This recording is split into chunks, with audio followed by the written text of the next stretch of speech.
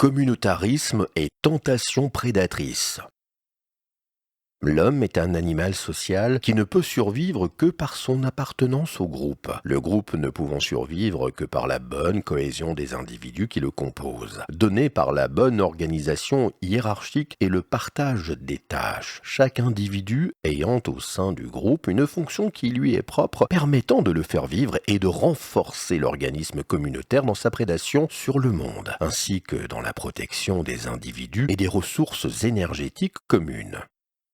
L'homme, par essence, recherche donc son intégration dans la communauté, car pour lui, cette communauté est source de protection et de survie, et il fera tout pour y être admis et y rester.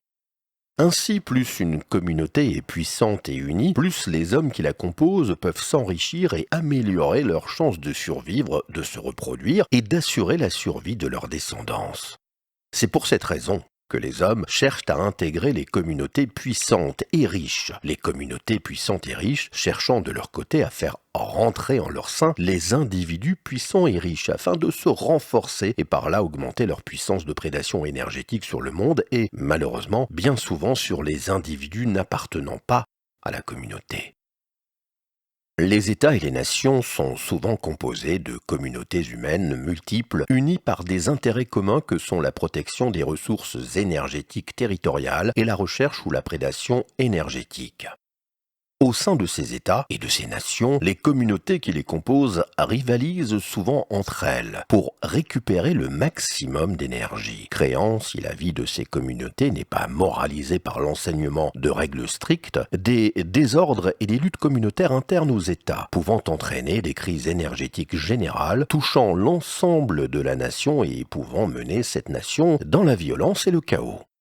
Si les États et les nations sont composés de communautés, si l'une d'elles augmente en puissance par la richesse et le pouvoir des hommes qui la composent, à un certain moment, si un enseignement de morale interne à la communauté n'est pas pratiqué, et si les membres de cette communauté ne sont pas soumis à un code déontologique rigoureux, nombreux seront les individus composant cette communauté qui, par appât du gain, s'associeront afin d'effectuer une prédation sur les autres communautés composant la nation à laquelle ils appartiennent.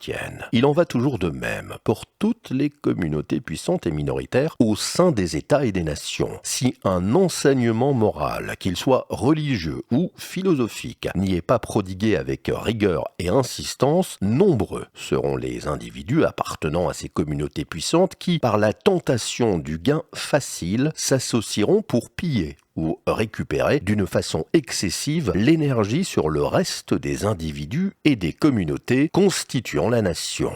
Ces pillages effectués par une minorité d'individus entraînent toujours à la longue de graves désordres énergétiques et des réactions extrêmement violentes de l'ensemble de la nation à l'encontre de la minorité à laquelle appartiennent les pilleurs.